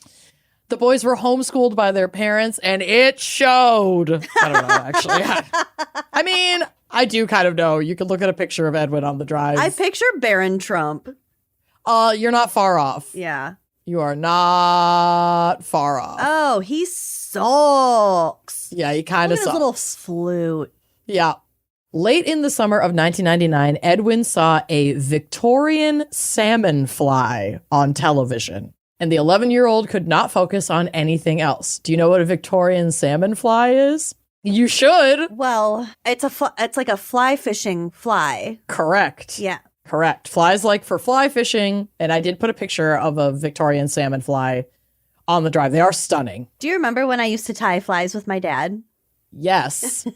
And that's what this case is about. So I so easily could have been Edwin. you easily could have been. Edwin got a subscription to Big Natural's Fly Tire magazine to learn the techniques. In 2000, as in the year 2000, Edwin and Anton began taking regular fly tying classes at the local fishing shop and discovered new feathers and techniques. The materials for trout flies were not particularly costly, including elk hair, tinsel, and hackle feathers from roosters. Under their first teacher, a man named George Hooper, Edwin tied thousands of flies. Did he fish, you ask? No. He didn't even own a rod. He just liked the challenge. Apparently that's really common in fly tying. A lot of them don't fish. I mean, it's a totally separate thing. Yeah. It's like It's an art form. it's like a meditative thing. Mm-hmm. I liked it. Yeah, it's really Very cool. fun. Mm-hmm. Hooper, the teacher, was impressed by the boys and encouraged them to join fly tying competitions. Their parents drove them to the Arts of the Angler convention in Danbury, Connecticut, where Edwin tied about 68 trout flies in an hour to take the title. Wow, it's like a speed tying thing. Yeah, I need to know if your dad has ever entered a fly tying competition. No. No? Does he still do it or not so much? No, but he still has all of his stuff for it downstairs. Yeah. On the scary side of the basement. The scary side of the basement. Yeah, I guess if that's how you want to think about it. Where the water heater is. Yeah, that's literally what it is. It's the scary closed off side of the basement. Yeah. Ugh. Next time we're at my parents' house, we can go down and tie a quick fly. Visit his serial killer workbench. Yeah. Done. See what's in the drop freezer. Oh, okay. We'll take pictures. We'll put them on Big Naturals. Join us on Big Naturals. Join us over on Big Naturals, big.naturals.monthly on Instagram. I swear to God, by the time this episode comes out, if we don't have at least 500 followers, I'm going to be pissed. I'm going to be pissed. And I'm going to check. I'm going to check like incessantly. Yeah. Yeah, we're obsessed with this now for at least the day. Andrea's going to be like, why can't you just handle your own fucking Instagram? You're going to make another fucking Instagram to handle. Well, To be obsessed with. We're not going to make her handle it. No. We're going to handle it. And it's going to be a mess. Okay. At one of these conventions, the Northeast Fly Tying Championship in Wilmington, Connecticut, Edwin and his brother found a tray of Victorian salmon flies tied from George Kelson's book, The Salmon Fly. And Edwin became obsessed. He wanted to learn exactly how to tie these. These were like the original tie that had roped him in. And now he's in a place where they have instructions to teach you how to do it. Holy shit. Is this the fly that you have on here? Is that the salmon fly? It's an example of a Victorian salmon fly. I don't know if it's the one, but yeah. Beautiful. They were stunning, delicate, use expensive and rare feathers, and are very time consuming to make. A single salmon fly could take 10 hours or more to tie. Oh, your eyes. Yeah. The boys also met a man named Edward Muzzy Mozzaroli, a salmon fly tyer, mozzarella, at the competition. He established himself as a shady character when he wrote an article titled Tying with Exotic Materials, Avoiding the Long Arm of the Law. Uh-oh. Edwin wanted to have like private lessons with Muzzy in salmon fly tying, and lucky for him, Muzzy's hometown of Sydney, Maine was the site of the New England Music Camp for gifted young musicians. And Edwin is a gifted young flautist. Yes. So he applied for and was accepted into the program, getting him access to Muzzy and other experts in fly tying as well as music. Crazy. A lot of crossover, I guess. It's a obvious combination. Mm-hmm. The Migratory Bird Act of 1918, 1 year after Helen, made it illegal to buy and sell feathers from wild birds no matter how common. So most of the substitute feathers came from farmed animals because you couldn't just like take and sell stuff from wild birds. Mm-hmm. Which sounds good on paper, but this is America. So while the case is not going in this particular direction, Willow pointed out, and it's important to include, that this was mostly put in place, or at least the outcomes of this, and we all know that those outcomes are intentional, so put in place to make it illegal or at least incredibly difficult for native peoples to keep and sell feathers for cultural purposes, which has obviously been part of their cultural practices since long before we were here. Mm-hmm. So it ended up really being an excuse for the government to destroy more native culture this time around feathers, which are used in a lot of different aspects of their cultural practices. Anyway, after a few lessons with Muzzy, he gifted the boys $250 worth of Indian crow and blue chatterer feathers, enough for about 2 flies. And there are pictures on the drive of both the Indian crow and the blue chatterer, both beautiful, adorable 2 birds. flies. Mm-hmm. Wow. $250 is 2 flies. Mm-hmm. That's wild. Isn't that blue chatterer so cute? I'm obsessed with her. Oh my God. She's so cute. I know. I know. Boys can be she's too. I know. They're all she's to me. Mm-hmm. Anyway, these particular feathers were legal to use, but they were pretty rare. The boys converted their garage into a salmon fly factory and called themselves the Fly Boys. The Fly Boys. Edwin kept tying flies for years and became skilled enough to invent his own flies and named them things like the Weirdo Fly and Edwin's Fancy. No. Hard pass. He always felt like his flies were inferior, though, because he didn't use the original birds that were called for in those, like, recipes, essentially, for the Victorian salmon fly. Because Victorian salmon flies from, like, their original creation were made with in a specific style with specific feathers, but those feathers are, for the most part, illegal to sell, so people aren't using them. When he got on the internet, he found he was not the only one obsessed with rare bird feathers for stupid reasons. Like making flies to just... Like, you don't need the rare fucking bird feathers. You just don't. No, you can make them really don't. with replica items. Yeah. ClassicFlytying.net was the largest forum, which is where the largest forum of Victorian fly tyers is like his main site. That's where he was looking into where to get these birds, you know, who else might have access to these specimens, people posting pictures of very specific types of Victorian flies. That's it's like wild that there's such like an underground subculture of Victorian era .net. flies. Yeah. I mean, it was the 90s, but still. Well, people could sell all their rare bird feathers and materials there for a high price. Edwin used to chop wood for his neighbors to make extra money so he could afford the special feathers off of ClassicFlytying.net. oh my God. When the 14-year-old Edwin, which again, was he diagnosed with anything? Girl, it's interesting that you say that. Really? Okay, this is the most focused. Because his a niche focus. because his diagnosis kind of gets him off the hook for some stuff in the end. God damn it. But yes, it should come as no surprise to anyone that our boy Edwin is on the autism spectrum. Yeah. He's deep. He's into it. And he's an accomplished flautist. And is an accomplished flautist. And yeah, so also I love that like it's the 90s. So I bet ClassicFlytying.net was an insane looking website. Oh yeah. It's like giving some Heaven's Gate. Yes. Star swipes. Early HTML. Yeah. Early coding for sure.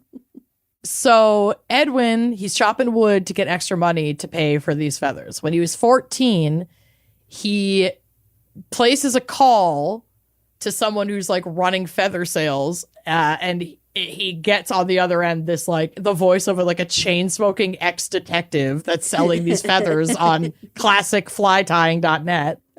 And this was how he got started buying what he considered the real feathers. So like the rare, I'm not supposed to have these feathers. Okay. He also got feathers from the Bronx Zoo from the autumn molts of their birds, which I think is actually kind of cool. Okay. It's like they're naturally falling off anyway. It's like going to the Home Depot nursery and getting all the little things for propagation off the...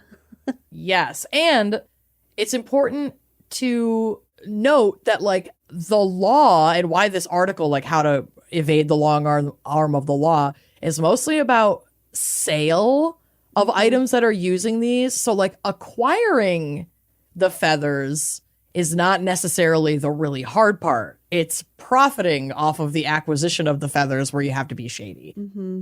But don't worry, Edwin figures it out, and then acquiring the feathers becomes a folly of his own creation. Oh my God. So he looked for he would scour eBay, he would look for old bird like cages, cases, Victorian hats, and collections from deceased fly tires, like all these places that would have so these he's not feathers. looking for like straight up feathers. He's looking Not necessarily. for sneaky. Yeah, accessories. Mm-hmm. It was a seller's market, and anyone who had feathers could make a lot of money very quickly. The top birds were blue chatterer, Indian crow, and resplendent quetzal, which is also on the drive. Oh, the resplendent quetzal is resplendent. Bright red breasts and really bold green and teal and a feathers. Sweet little fluffy head. Fluffy head, adorable tiny yellow beak. I'm obsessed. Obsessed. I love her.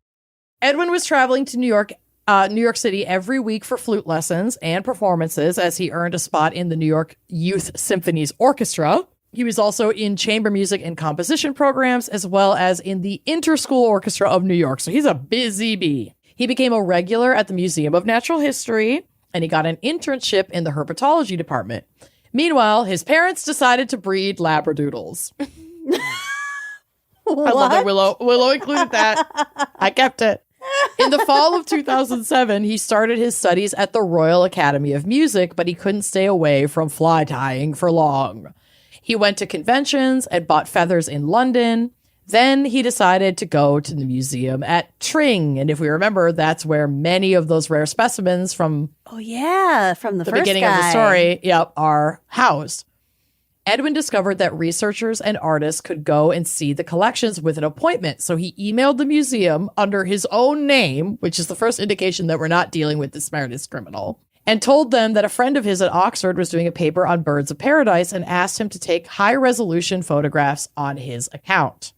So it's like, hey, my friend is doing this research project, but he can't come into this, like he's not here to come into the space, but he wants me to come take all these high-res photos of specimens for his research project.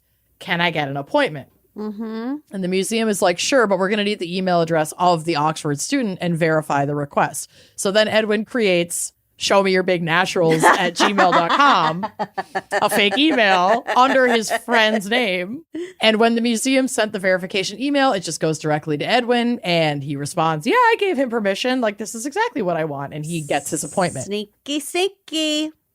On November 5th, 2008, he had 2 unsupervised hours to photograph these bird specimens.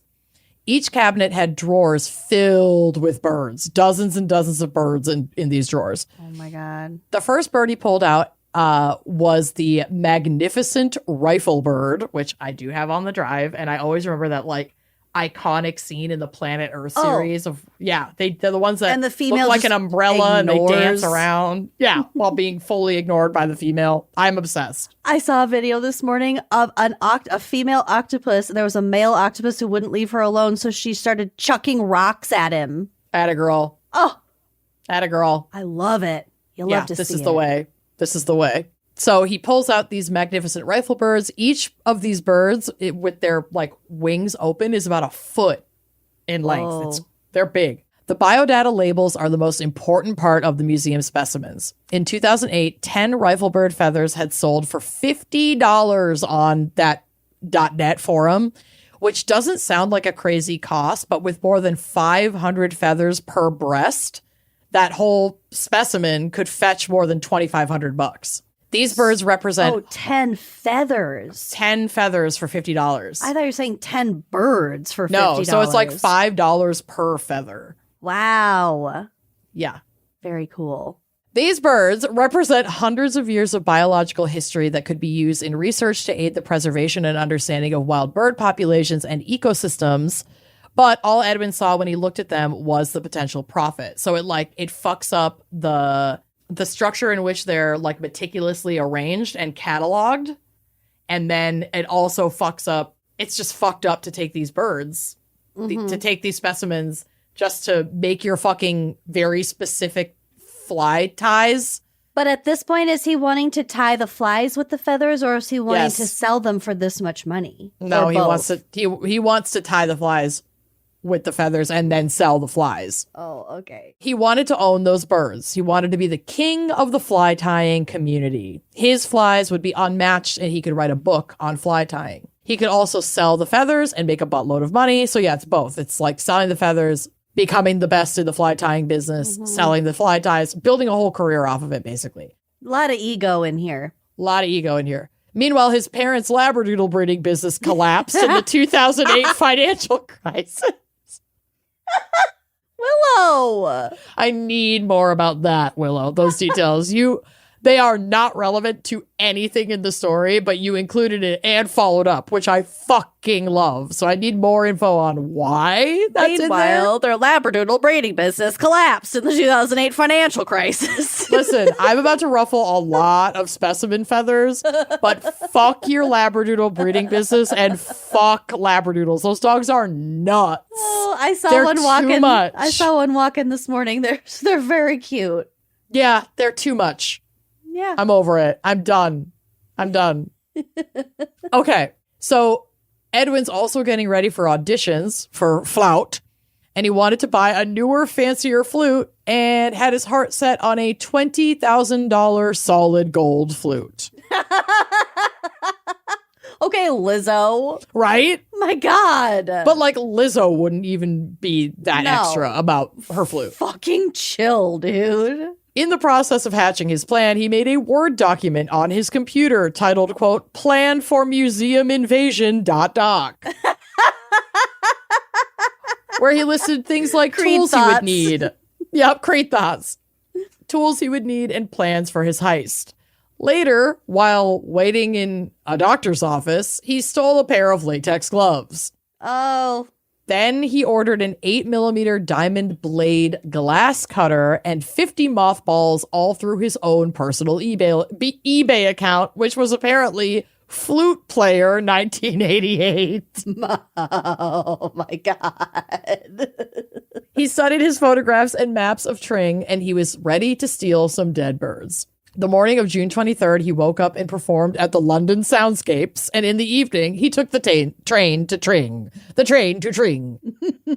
He took a public footpath, then he jumped over... 10 o'clock train to Tring. The 10 p.m. train to Tring.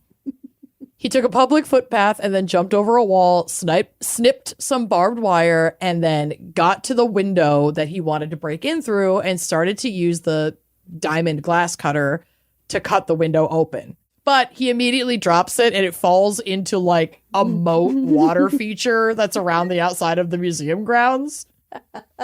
So he just grabs like the suitcase that he had for pulling out specimens and just breaks the window open enough to get the suitcase through. And he cuts himself pretty bad and bleeds a bunch, but it doesn't stop him. Dork. He also set off an alarm in the process, but the guard on duty was too wrapped up in watching a football, so soccer match, to notice that an alarm was going off. And that's how Edwin is in the building now. Bloodied and in the building. He's so dumb, and there's always going to be someone dumber. I know. Wow. I love it. This is why we're able to stay in business. Yeah. He planned to take only a handful of each species, but when the time came, he took as much as he could carry. The greed took over. Uh-huh. The only birds left behind were the smaller females and juvenile males who lacked fancy feathers.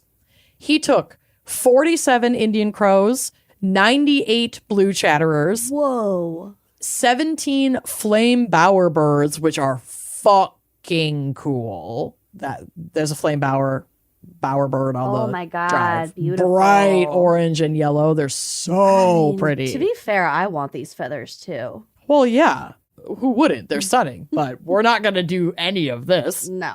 And 24 magnificent rifle birds. He also got 12 superb birds of paradise and 37 king birds of paradise, including 5 that were brought to the museum by that guy A.R. Wallace himself.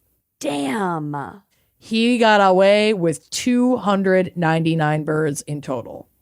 So the rest of this is pulled directly from the Smithsonian article that is like the primary source for these notes. But it says, quote, 15 months into the investigation, which I can't believe this investigation took 15 months. After you find that Google Doc, his blood's all over the crime scene. Yeah, his blood's everywhere. Like, It's not like what this are is we doing? The 60s.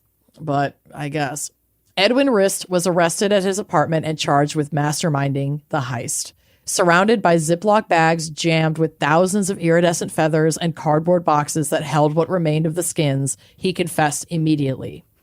In court, a Tring constable stated, Rist admitted that he had harvested feathers off many of the stolen birds and snipped the identifying tags off of others, rendering them scientifically useless. Oh my God. Yep. He'd sold the gorgeous plumes online to what Johnson, who's the author of the Smithsonian article, calls the Feather Underground, a flock of zealous 21st century fly tyers who insist on using the authentic plumes called for in the original 19th century recipes. Some Victorian flies require more than $2,000 worth of feathers. Wow. For a single fly, all wound around a single barbed hook. Like Rist, a virtuoso tyer, a surprising percentage of fly tyers have no idea how to fish and no intention of ever casting their prize lures to a salmon. And even greater irony, salmon can't tell the difference between a spangled cotinga plume and a cat's hairball. I didn't deliver that well because I can't read, but yes. In court in 2011, Rist sometimes acted as if the feather theft was no big deal. Quote, my lawyer said, let's face it, the Tring is a dusty old dump, Rist told Johnson in the only interview he was granted about the crime. And he was exactly right. Rist claimed that after about 100 years, quote, all the specific data that can be extracted from the skins has already been extracted. Scientific data, if you will. So he's like, yeah, who cares? It doesn't matter that I fucking took these birds. They're useless scientifically anyway. Fuck those birds. Douchebag shit. I don't like him. No. I don't like him. No, he sucks. But the Smithsonian article continues to say, which is not remotely true. Robert Price Jones, the retired former base head of the ornithology collection, so the birds, confirmed that recent research into feathers from the museum's 150-year-old seabird collection helped document rising heavy metal pollutant levels in the oceans. Oh, yeah. That's not important to know about. Yeah. Price Jones explained that the capacity of skins to provide both new and important information only increases over time. Quote, tragically, the specimens still missing as a result of the theft are vanishingly unlikely to be in a physical state or attached to data that would make them of continuing scientific utility. The futility of the use to which they have probably been put is deeply sad. Yeah. God. Though Rist pleaded guilty to burglary and money laundering, he never served jail time. To the dismay of museum administrators and the Hertfordshire Constabulary, the feather thief received a suspended sentence. His lawyer argued that the young man's diagnosis of autism spectrum disorder, they had included a specific type of autism that is named in such a way that we don't say anymore. So if that is more identifying for people, like what quote unquote type, I think now it's more referred to as levels of autism. But he was diagnosed as on the spectrum, and his lawyer argued that was to blame and that the caper had merely been a James Bond fantasy gone wrong, kind of around like a hyperfixation. Yeah. So I would say it went wrong. It did go wrong. And yeah, I mean, he clearly knew that what he was doing was wrong. He prepared for it. He He did research. He did a lot of manipulating and researching to figure out how to get in there. I think he should have had real consequences for that. He's also like, you know, a white kid in 2008. Like, Yeah. they didn't even really give him a slap on the wrist. And especially given his attitude about the birds, it's like, fuck you. This guy did not care about. He didn't understand the importance of it. And like maybe I think he understood the importance. I don't think he gave a shit. Yeah. I think it was more important to him that he get to make his special, specific Victorian salmon flies than the significance and value of those specimens. Period. Yeah. Yeah. So fuck that guy. Yeah. What became of the tens of thousands of dollars wrist pocketed from the illicit sales? Well, the loot, he told the court, went toward a new flute. So it turns out, yeah, he bought that fuck-ass gold flute. Oh my God. It probably doesn't even sound that good. Who knows? Willow did have a note in Bought here. that fuck ass flute. She did have a note in here that was like, it's so fucking stupid because there is literally research that shows that like a flute, like the difference in sound from flute to flute, depending on what expensive material you use, is so negligible that like no one can even tell. It's just for show. It's because you're a douchebag. It's like getting a gold toilet. A toilet is going to work the way a toilet works. You don't need a gold toilet. That's just for your own self-serving bullshit. Literal shit. So a free man graduated from music school, moved to Germany, avoided the press, and made heavy metal flute videos. Oh, Jesus. In one posted to YouTube under the nom de plume Edwin Reinhard, he performs Metallica's thrash metal opus Master of Puppets. And yes, I have the video link. And yes, the music slaps. And yes, the video is cringe as hell. Would you like to see it? Yeah, obviously. Okay. You're going to have to like look at the video kind of on your own time. You play the music. But I'll play a little bit of the music for you out of my phone. All right, play it.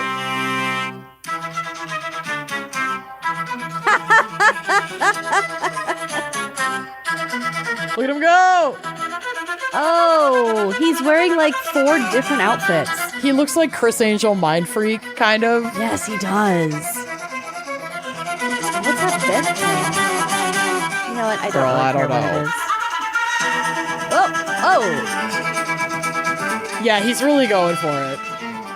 Anyway, this guy stole a bunch of really rare and valuable fucking bird feathers, so maybe fuck him a little bit. Yeah. But you do you, flute boy. Yep. Enjoy that gold flute, I guess. That is nowhere in this video. No. That would be a little bit much. You can't be flaunting your flout. That's a bridge too far. Don't flaunt your flout. Don't flaunt your flout. Anyway, that is my case, and Willow did an amazing job putting that together. I loved it.